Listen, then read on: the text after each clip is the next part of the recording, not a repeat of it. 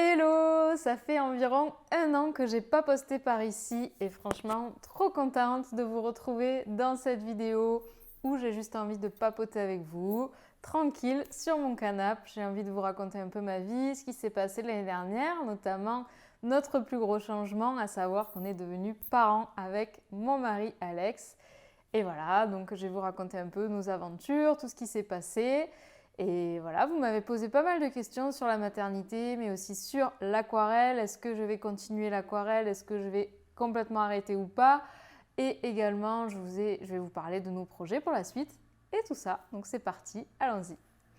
Alors, donc pour commencer un peu la maternité et plus généralement notre année 2023. Alors, donc, en gros, si vous voulez, moi, la maternité, c'était un sujet, forcément, on en avait parlé avec mon mari. C'est pas quelque chose, je n'étais pas opposée à l'idée d'être mère, mais c'est vrai que c'est quelque chose qui me faisait assez peur, notamment en sachant que je suis entrepreneur et que, mon projet repose beaucoup sur moi. Mon mari travaille avec moi, le prêt de notre appartement repose aussi du coup sur notre travail, donc ça met beaucoup de pression. Et j'avoue que pendant pas mal de temps, j'avais beaucoup peur de me lancer dans cette aventure familiale en me disant « Oh là là, ça va rajouter beaucoup de stress, est-ce que c'est vraiment possible? Est-ce que je vais réussir à tout coordonner, à tout faire en même temps, etc. etc. » Bon, je vous passe les détails, ça sera peut-être l'objet d'une vidéo, mais j'ai réussi à vraiment gagner en confiance sur l'entreprise. Ça serait peut-être un sujet important et intéressant à aborder. J'ai réussi à bien gagner en confiance, à dépasser un petit peu cette mentalité de stress, notamment en revoyant aussi quelle est ma définition du succès. Et du coup, je me suis sentie plus à l'aise avec l'idée de me lancer dans ce projet familial parce que dans tous les cas, j'ai compris que je ne serais jamais prête un jour. Il n'y aura jamais de moment où je saurais mieux à quoi m'attendre.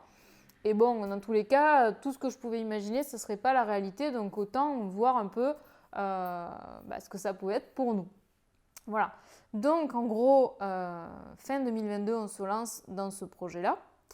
Et en parallèle, je vous en avais déjà parlé un petit peu sur cette chaîne. Moi, j'arrivais un peu d'un point de vue pro, donc sur le projet Tribulation de Marie, j'arrivais un peu à un point de... On va dire, pas un point final, mais j'arrivais à un point où je ne voyais plus trop quoi faire autour de l'aquarelle. J'avoue que ça faisait 10 ans, en 2023, en tout cas ça a fait 10 ans Tribulation de Marie, que je parlais d'aquarelle, que je mettais des articles de blog sur l'aquarelle, que je faisais des vidéos d'aquarelle, des cours d'aquarelle, des kits d'aquarelle, des pinceaux à l'aquarelle, des tout à l'aquarelle, des livres à l'aquarelle. Bon, au bout d'un moment, je crois que j'ai eu un peu un trop-plein d'aquarelle, notamment, comme je vous avais expliqué dans les rares vidéos blabla que j'ai pu faire, je m'étais un peu, on va dire, enfermée dans aquarelle pour débutants. Je n'avais pas osé trop sortir de ça. Et donc du coup un peu un trop-plein et l'envie de parler d'autre chose parce que je vous avoue que je n'avais pas forcément trop de perspectives, je ne me voyais pas faire les animaux à l'aquarelle, les portraits à l'aquarelle ou je ne sais pas quoi à l'aquarelle. Bon, donc du coup je m'étais dit comment tu vas faire pour élargir ton projet, pour voir plus grand, pour pas faire que l'aquarelle.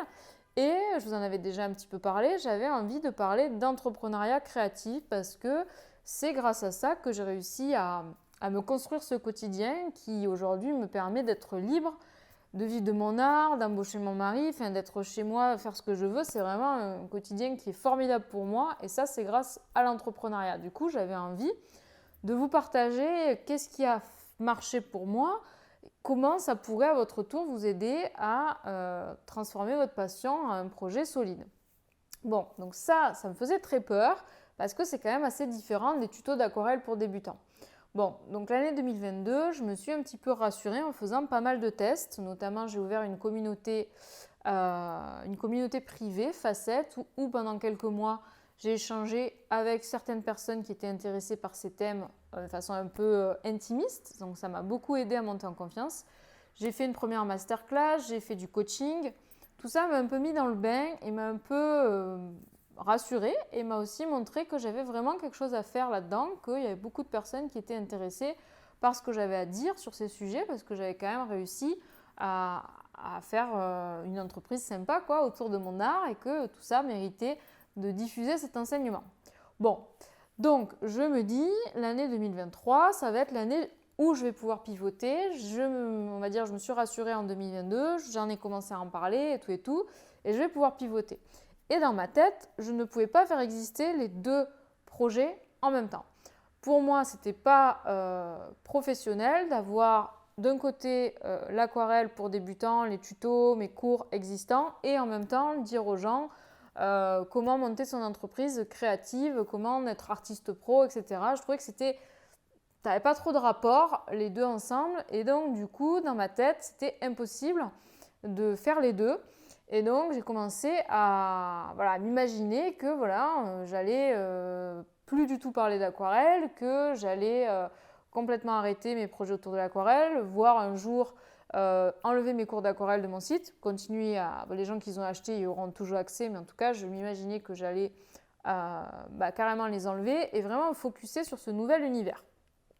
Parce que pour moi, quelqu'un qui arrive sur un site où par exemple, quelqu'un qui a envie d'apprendre les bases de l'aquarelle, qui tombe sur un article sur les bases de l'aquarelle et qui va sur le site et qui se rend compte qu'en fait cette personne, elle parle aussi de comment lancer son business entrepreneurial créatif, comment choisir son statut, elle ne comprend pas trop. Ou je m'étais imaginé que, pareil, à l'inverse, la personne qui, je ne sais pas moi, veut des stratégies pour vendre son art, et qui voit des tutos sur les fleurs à l'aquarelle pour débutants, se dit c'est quoi ce truc, c'est pas du solide, ça part dans tous les sens. Bref, donc je m'étais dit 2023, l'année du pivot.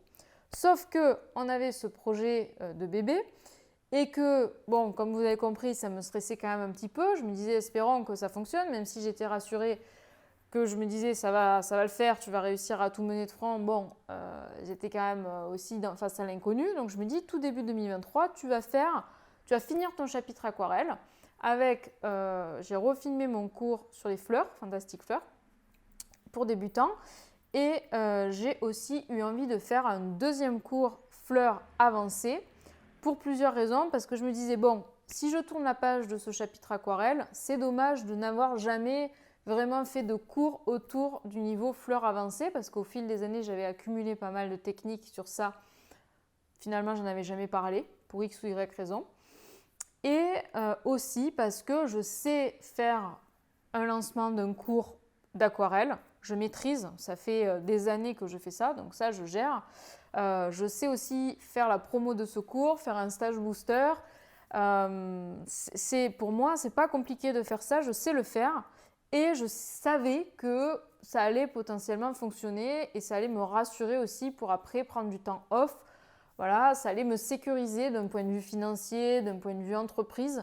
D'avoir fait ce gros projet-là au début de l'année, je me suis dit, bon voilà, tu finis ton chapitre aquarelle et normalement en plus ça devrait fonctionner. Donc ça va te permettre de lâcher du lest pour la suite de l'année si jamais le projet bébé se concrétise. Bon. Donc c'est ce que je fais, je me lance à fond les ballons début de l'année, vous pouvez voir d'ailleurs les vidéos sur la chaîne. Je me lance à fond les ballons, je refilme Fantastic Fleurs, je le refais complètement avec mes caméras 4K et compagnie, je mets dans le studio vidéo, je me lance dans Fleurs Floues, donc mon nouveau cours avancé et je me régale. Je ne savais pas trop comment j'allais ressentir du coup ce projet-là parce qu'il y avait aussi un peu l'idée de tourner la page sur l'aquarelle, même si j'avoue, je n'ai pas osé le dire parce que je ne savais pas si j'allais vraiment tourner la page, je ne savais pas ce que ça allait donner. Donc bon, je n'ai pas osé dire après ce cours, il n'y en aura plus ou quoi. Enfin bon, voilà, il ne faut jamais dire jamais. Mais dans ma tête, je sentais que c'était un peu la fin d'un chapitre pour Tribulation de Marie. Et donc, je me suis donnée à fond, j'ai profité à fond. J'ai vraiment beaucoup peint en ce début d'année. J'ai aussi, vous avez beaucoup aimé. On a fait un super stage booster, un de nos meilleurs. En plus, Flower Booster, donc le dernier stage booster qu'on a fait début 2023, ça faisait écho au tout premier Flower Booster. C'est le premier stage booster ever. Et du coup, c'était un peu, voilà, un peu comme un signe, un peu comme un parallèle avec le début de l'aventure et la fin. Et voilà, un super stage. Je revois encore d'ailleurs ce live qu'on a fait ensemble où vous étiez 1500, c'était juste avant le début du stage booster. Et où 1500 personnes à peindre sur une musique un peu méditative. Franchement, j'avais eu beaucoup d'émotions à ce live-là. Ça avait été un moment assez fort où... ouais, on peignait et il y avait la musique et franchement c'était... quand j'y repense, je suis encore émue parce que franchement c'était un moment un moment intense, quoi. Bref, le stage, c'était un moment intense et voilà, tout ça a été hyper intense et ça s'est déroulé sur les premiers mois de l'année. Mais du coup, d'un point de vue perso, pendant ce temps, donc ce côté pro, c'était ultra intense et pendant ce temps, côté perso, je tombe enceinte, donc assez contente, parce que le projet se concrétise assez vite. Je fais une fausse couche, je retombe enceinte, bon voilà, tout ça s'enchaîne assez vite, mais j'avoue que du coup, c'était quand même un peu les montagnes russes. La découverte de ce que c'est que tomber enceinte, puis après la fausse couche, puis après retomber enceinte.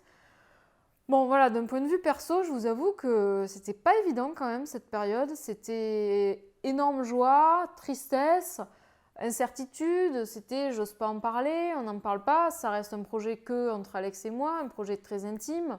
Mais de notre côté, bon, c'est un gros changement. Je sens aussi des impacts physiques. Par exemple, quand je tournais pour Fleur Floue, je vivais la nuit. Donc, c'est-à-dire que je mangeais le soir, j'allais me doucher, je me préparais, je me maquillais. J'allais dans mon studio vidéo, donc c'est une pièce dans mon appart qui est fermée, qui n'a pas de fenêtre et où je peux filmer de façon continue. Et là, je filmais jusqu'à 2-3 heures du mat, quoi. Et le matin, je me réveillais hyper tard. L'après-midi, je faisais 2-3 trucs. Et après, je revivais la nuit. Enfin bon, très, très, très bizarre. J'écoutais en boucle des musiques, vraiment monomaniaques, quoi. Mais vraiment très bizarre. Mais j'ai adoré.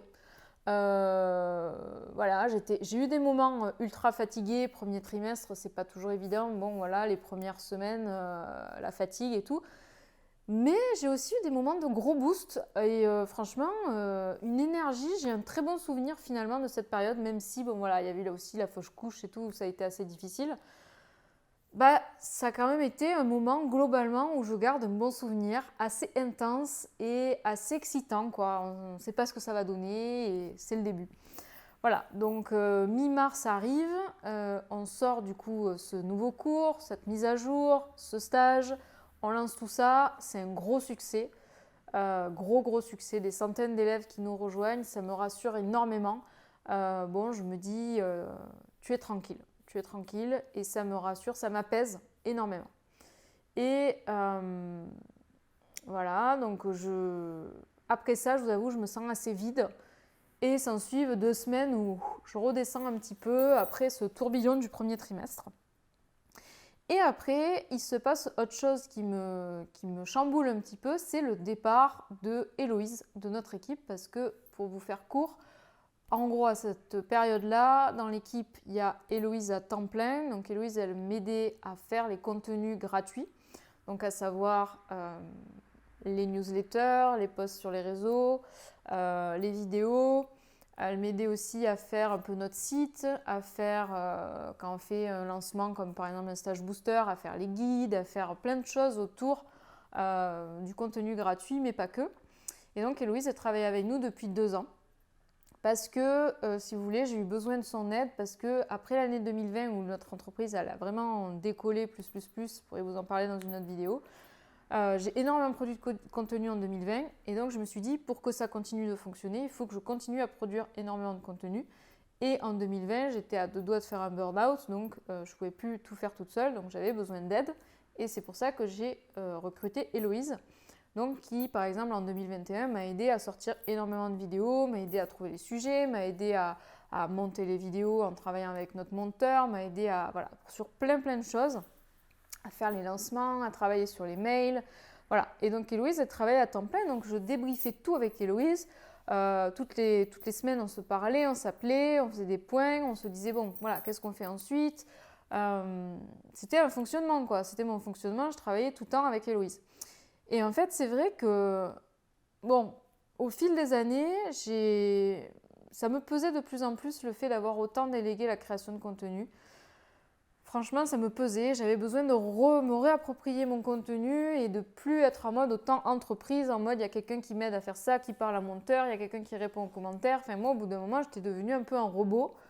Et ça me pesait énormément, ça me déplaisait en fait de créer ce contenu-là. Je pense que ça a participé du coup à un peu mon désamour de l'aquarelle au bout d'un moment parce que j'étais devenue un robot aquarelle pour débutants, quoi. Hein. Donc bon, voilà.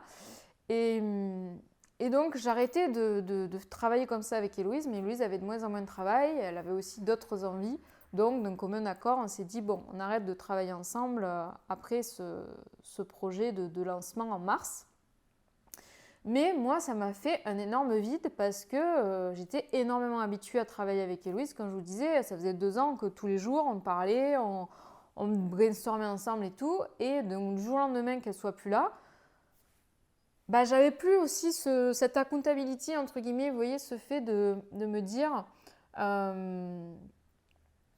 bon, il y a quelqu'un qui travaille avec toi, il faut que tu avances, il faut que tu aies des choses aussi à lui faire faire, il faut que tu sois boost et tout et tout.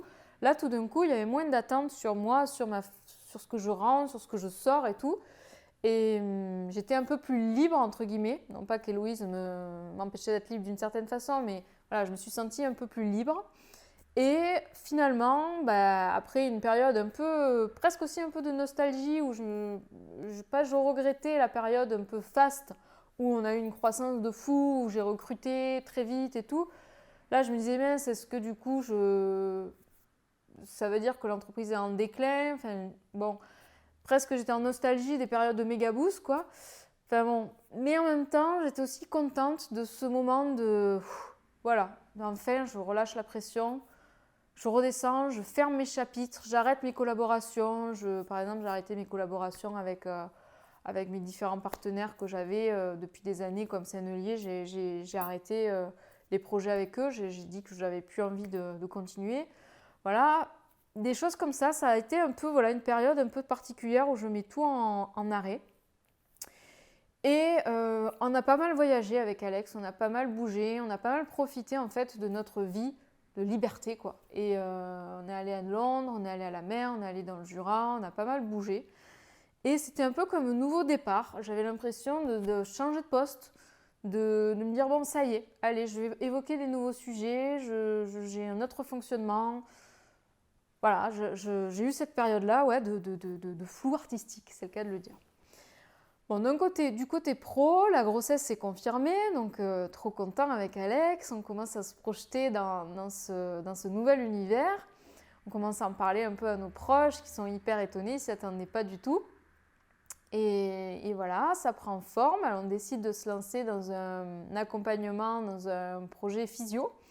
Donc on a adoré cet accompagnement. Ça a été vraiment, pas une révélation, mais vraiment on a trop aimé cette démarche, voilà, la plus naturelle possible. Et les mois s'enchaînent, donc voilà. Donc pour continuer sur la partie maternité, je reparlerai de la partie pro après. Mais en gros, la maternité, ça se passe super bien jusqu'à à peu près le mois d'août, où là, je ressens le besoin vraiment de déconnecter un peu du boulot. Le boulot, ça me pesait de plus en plus. J'avais vraiment envie de plus travailler, quoi. J'avais envie de me concentrer sur le petit bébé qui allait arriver. Je me suis beaucoup concentrée sur mon appartement. J'ai refait toute la déco de l'appartement, enfin on va dire fait tout court, parce que en gros l'appartement on l'a depuis 2021 et on l'a acheté, mais on l'avait jamais vraiment investi. Ce serait une story time à part entière de vous parler de l'appartement. Mais voilà, on l'avait jamais vraiment investi. C'était encore la plupart de nos meubles d'étudiants à Paris. Et on n'avait vraiment pas acheté de meubles, pas acheté de déco. C'était très blanc. Et donc là, de partir du mois d'août, j'ai commencé à vraiment m'investir dans l'appartement, à vouloir rajouter des meubles, à vouloir décorer et tout et tout.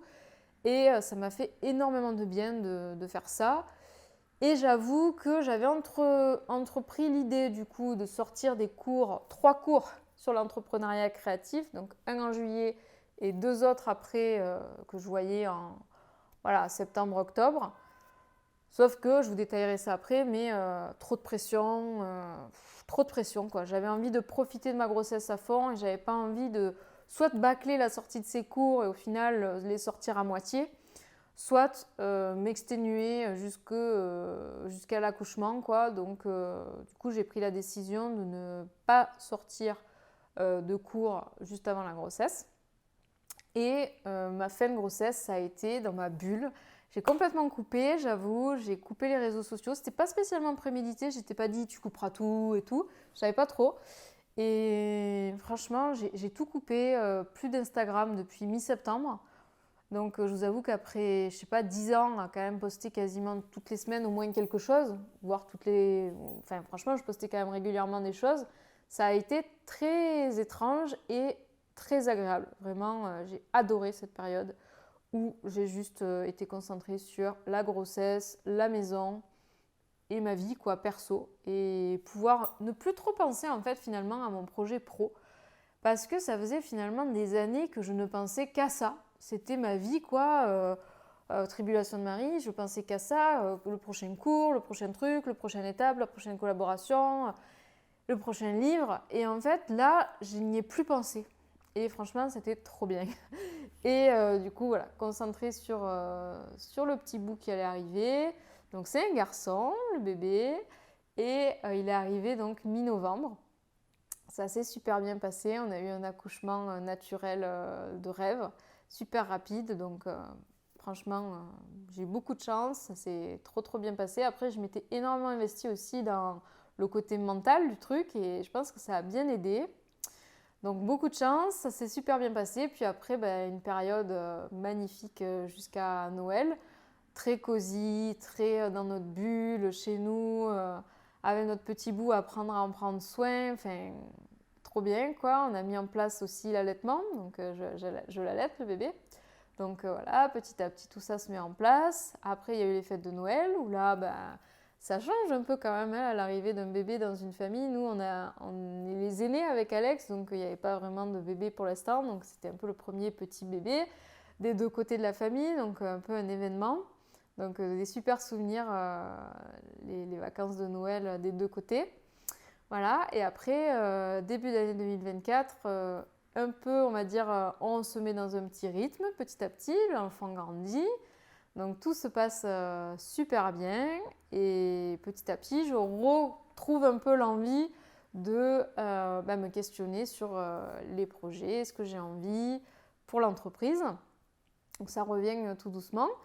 Donc petit à petit, je me dégage un peu du temps et voilà, donc ça c'est trop bien. Et en gros, ce qu'on a décidé du coup, c'est que on va un peu moins bosser qu'avant, donc on va prendre les choses plus cool. Mon mari notamment, il va moins travailler et il va pouvoir m'aider à garder le petit à la maison parce que du coup, on a cette chance de travailler tous les deux ensemble à la maison sur notre propre projet. Donc on peut s'organiser un peu comme on veut. Et donc on a envie de profiter de ça et de garder l'enfant encore un petit moment à la maison. Donc je vous avoue qu'avant la grossesse, j'aurais jamais pensé ça. Je me souviens très bien m'être dit il faudra à tout prix qu'on le fasse garder parce que je ne veux pas perdre ce que j'aime aujourd'hui, à savoir mon entreprise et tout. Mais en fait là aujourd'hui, tout ça, ça a complètement changé, quoi. Et je suis dans un mood où je me régale et j'ai envie de pouvoir profiter au max de mon petit. Et donc, on le fera garder plus tard. Donc, pour l'instant, ça va ralentir forcément notre projet. On ne pourra pas être autant à fond qu'avant, mais on est tellement heureux, quoi. On est tellement heureux. Et on peut le faire, on peut se le permettre. Donc, on en profite. Voilà, donc pour la partie garde, vous m'avez posé pas mal de questions sur ça et voilà, on va faire les deux en même temps. Du coup, mon mari m'aide énormément, c'est lui qui garde principalement le petit et moi, je l'allaite et je m'en occupe aussi un petit peu. Je travaille un peu moins, mais quand même, du coup, j'arrive à trouver du temps pour travailler. Il est assez cool, il est assez sage. Après, nous, on est très très zen aussi, vu qu'on n'a pas beaucoup de pression, vu qu'on s'organise un peu comme on veut. Donc, je vous avoue que ça aide énormément. Je pense qu'il le sent beaucoup. Les nuits, ça se passe bien. On a beaucoup de chance. Et la journée, il fait des siestes aussi. Donc, franchement, c'est cool. Et voilà, on est trop contents, quoi. Il n'y a pas beaucoup plus à dire. On est trop contents. Quoi d'autre? Est-ce que j'ai oublié des choses sur la maternité? Vous m'aviez demandé est-ce que j'ai pu apaiser mes peurs sur maternité et entrepreneuriat. Franchement, je trouve que j'ai presque moins peur maintenant, alors que je me disais quand le bébé sera là, tu auras encore plus de pression à réussir, à faire que le projet continue et tout. Là, je suis presque en mode encore plus cool qu'avant, alors que bon, voilà, le petit est là et donc ça pourrait, comme je vous dis, me mettre la pression, mais non, je suis en mode ça va bien se passer, on va y arriver et voilà, je stresse même encore moins, donc Ma foi, comme quoi, ça, je m'y attendais pas et c'est vraiment trop, trop cool. Voilà. Alors après, du coup, pour continuer, pour vous parler un peu des projets et de l'aquarelle, où on en est. Donc du coup, je vous ai raconté donc, le tout premier trimestre de l'année où c'était hyper intense, où c'était en mode vraiment... voilà, j'ai déroulé pour faire ces projets aquarelle et après dans ma tête, c'était un peu la fin d'un chapitre. Et donc j'avais en tête pas mal d'idées de cours. Je vous en avais parlé d'ailleurs dans une vidéo, ma vision pour 2023, au tout début de l'année 2023. Et notamment, j'avais en tête un cours sur les statuts, sur micro-entrepreneur vs artiste-auteur pour les créatifs. J'avais aussi envie de parler de tous les moyens pour gagner des sous avec son art, comment diversifier ses revenus en tant que créateur, en tant qu'artiste. Voilà, j'avais aussi envie de parler des bases de l'entrepreneuriat, voilà, qu'est-ce que c'est qu'une entreprise artistique, comment un peu mettre sur pied un projet artistique. Tout ça, on a travaillé dessus en parallèle. Alex a travaillé beaucoup sur le cours sur les statuts, Patricia de l'équipe a travaillé beaucoup sur le cours sur les modèles économiques, les moyens de gagner de l'argent, et moi sur le cours sur choisir son projet, comprendre quelle est sa zone de génie, lancer, mettre sur pied son projet. Alors, je ne me souviens plus si je vous ai dit, mais donc du coup, dans l'équipe, Héloïse est partie et donc il y a toujours donc, Alex, mon mari, qui est en support sur tout plein de sujets et aujourd'hui qui bosse donc un peu moins. Il y a Patricia qui répond aux questions dans nos cours, notamment nos cours de peinture, et qui nous aide à créer du contenu type article de blog sur notre site. Et il y a Julie qui répond à vos questions, à vos mails, à vos commentaires, etc., qui m'aide à répondre. Et il y a aussi Valentin qui monte les vidéos. Voilà. Et donc, du coup, j'avais un peu distribué ces projets de cours dans l'équipe. Et on a commencé avec le cours sur les statuts. Avec le recul, c'était un move un peu particulier parce que c'est un cours qui est quand même... C'est presque l'opposé de l'aquarelle, quoi. L'aquarelle, c'est fun, c'est agréable, c'est doux, c'est un super moment de relaxation. Et là, bim, les statuts, c'est vraiment rude. On a fait appel à un expert en plus. Alors, je suis ravie de ce cours. Hein. Franchement, il est top. On a planché plus pour faire un cours avec des vraies infos au béton. Mais c'est vrai que c'est un cours qui est quand même à 1000 km de ce qu'on faisait avant. Et comme je vous expliquais, en fait, pour moi, enfin, je ne sais plus si je vous en ai parlé ou pas, mais en gros, pour moi, c'était impossible de concilier les deux, de me dire tu peux continuer l'aquarelle et ce nouveau projet d'entrepreneuriat créatif. Pour moi, c'était tellement différent que je ne voulais pas que quelqu'un qui débarque sur notre site soit perdu, se dise là, c'est quoi ce qu'elle fait celle-là? Elle fait des cours d'aquarelle pour débutants ou elle fait des cours assez pointus sur l'entrepreneuriat créatif pour les artistes et tout. Je comprends pas, c'est pas professionnel. D'un côté, je vois des cours sur l'artiste pro et au milieu les bases de l'aquarelle. Enfin bon, bref. Du coup, dans ma tête, c'était impossible à lier les deux. Et donc, on est parti à fond dans ce nouveau sujet. On a fait aussi j'ai fait des reels où j'ai balancé pas mal de conseils que j'avais pu accumuler au fil du temps sur l'entrepreneuriat créatif. On a fait ce test-là l'été dernier. Mais bon, il y avait quand même quelques éléments qui n'allaient pas. Le cours sur les statuts, on l'a sorti en juillet, mais les deux autres cours, finalement, je les ai plus ou moins fusionnés. J'ai appelé ça Cap Créatif. En gros, un cours qui permette à quelqu'un de tester si un projet d'entrepreneuriat créatif artistique, c'est pour lui, pour elle. En gros, que la personne puisse découvrir les différents moyens de gagner son art et puisse tester des projets, passer à l'action sans se mettre en danger financièrement. Donc c'est devenu ça, ces deux autres cours, c'est devenu Cap Créatif. Mais avant d'en arriver là, il y a eu beaucoup d'itérations, ça a été assez long, j'ai fait plusieurs versions du cours, une première version, une deuxième version, une troisième version, enfin bon, ça a été un peu compliqué. Ça n'arrivait pas si facilement que ça. Et après, comme je vous ai dit, j'ai tout arrêté parce que j'avais pas envie de me mettre trop de pression et j'ai tout stoppé. Et quand j'ai repris là en janvier, je me suis dit, bon, tu vas essayer de faire un site sur cet univers entrepreneuriat créatif, vu qu'aujourd'hui notre site c'est apprenez l'aquarelle facilement sans savoir dessiner. et donc au milieu, un cours sur les statuts un peu aléatoire qui, moi, ça m'allait pas. Donc, je me mets sur le site et je me dis, essaye de réfléchir à quel serait ce nouvel univers autour de l'entrepreneuriat créatif. Et donc, je mets tout cet univers-là. Et c'était quand même assez aride. C'était très, voilà, les statuts, gestion de projet, teste un projet, comment lancer son projet.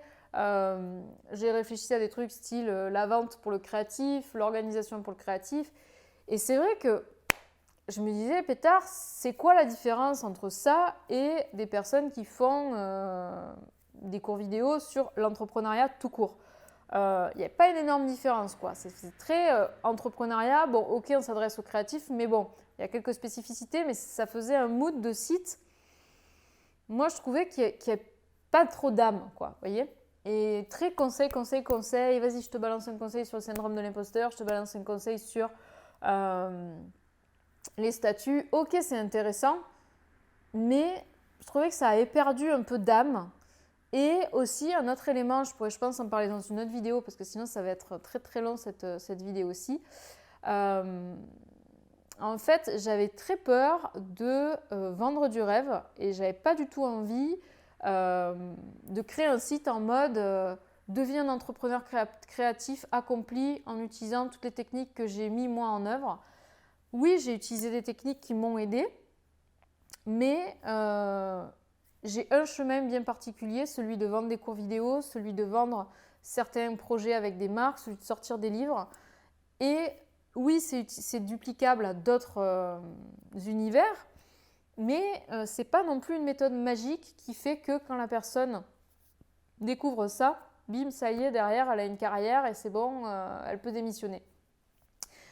Voilà, j'avais vraiment envie de prendre à bras le corps le fait que non, c'est pas si simple que ça de devenir un entrepreneur créatif accompli, entre guillemets, de devenir un artiste pro. Ça prend du temps, ça prend beaucoup de détermination. Mais pour autant, ça ne veut pas dire que les conseils que j'ai à donner ne sont pas utiles. Vous voyez, en tout cas, il y avait j'avais pas envie de faire une fausse promesse où je fais croire aux gens nouveau cours vidéo magique qui va faire en sorte que vous allez réussir à vivre de votre art. Après, ça ne veut pas dire que je ne crois pas que je peux vous aider à mettre en place une entreprise créative qui vous permet de vivre de votre passion, vivre de votre art. Mais voilà, il y avait toute cette réflexion sur j'ai pas envie d'être un énième site d'entrepreneuriat qui promet la lune et qui sort des cours à gogo sur plein de sujets très arides. J'ai eu un peu une crise à ce moment-là et je me suis dit ça me plaît pas quoi, ça me plaît pas. Et tout simplement, il manquait la partie artistique. Et en fait, je me suis dit, moi, mon ADN, c'est la peinture, c'est l'art. Et voilà, je suis Marie en fait. Et Marie, elle aime peindre, elle aime entreprendre, elle aime enseigner.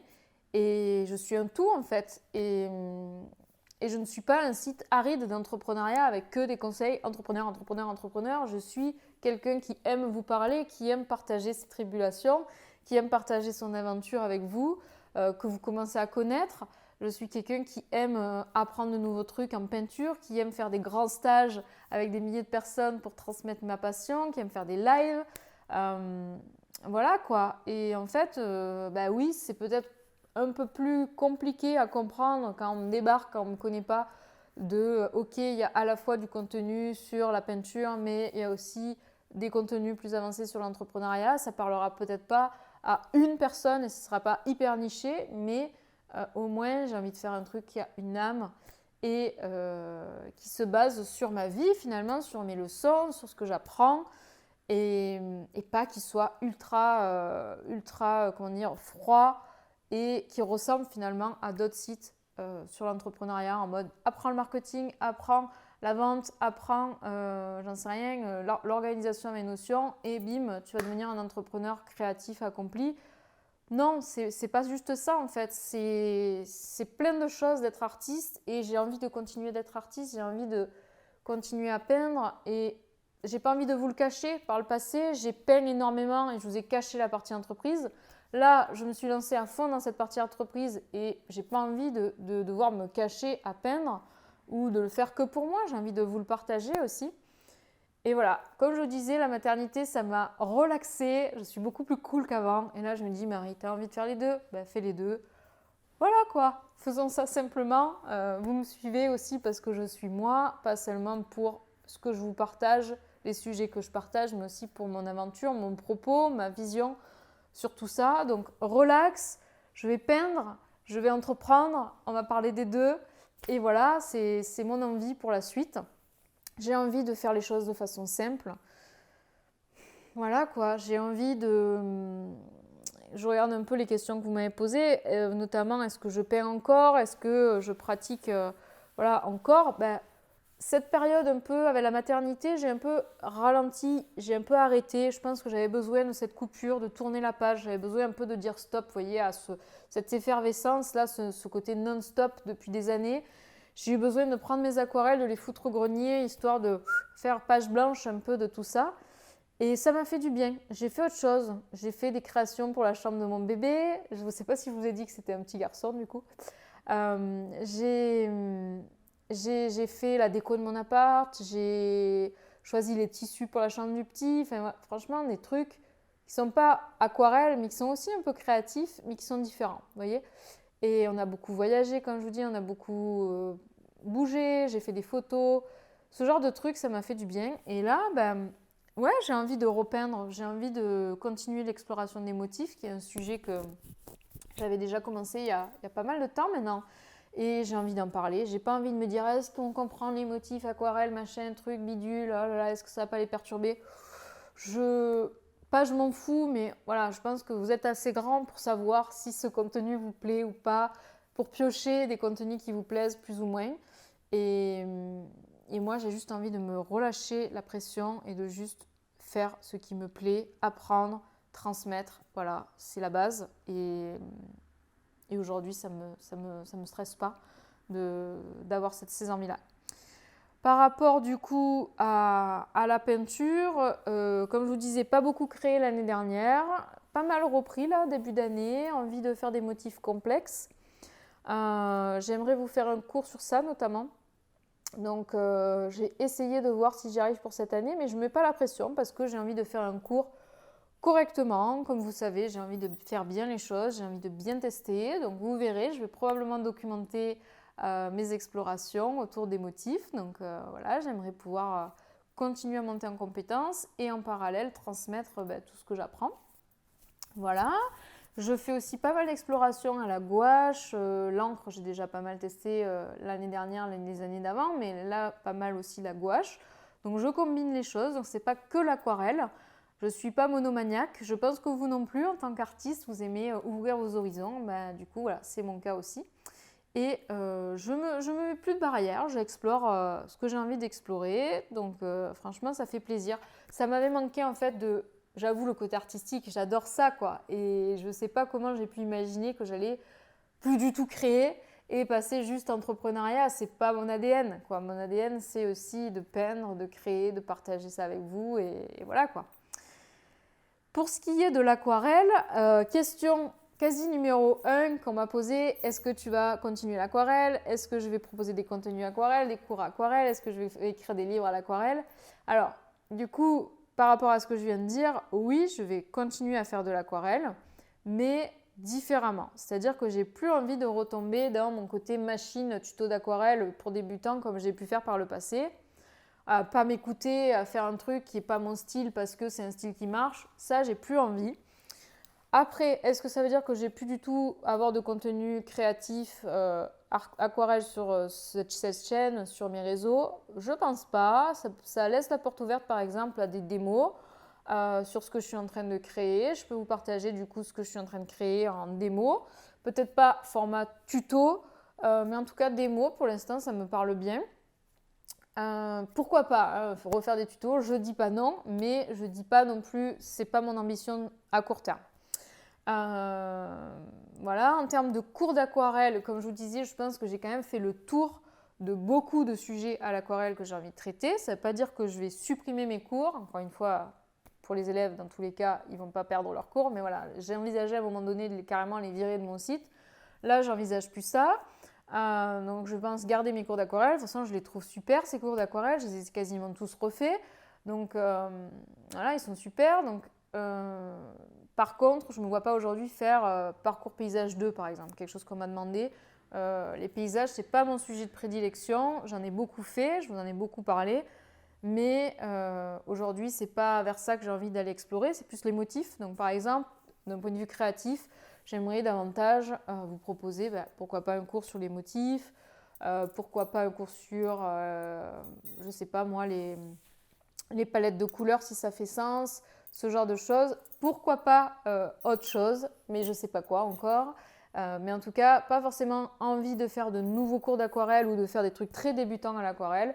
Ça sera plus des démos, je pense, de temps en temps, de ce que je fais en ce moment, voilà, de façon très cool. Les stages booster, franchement, je ne sais pas si...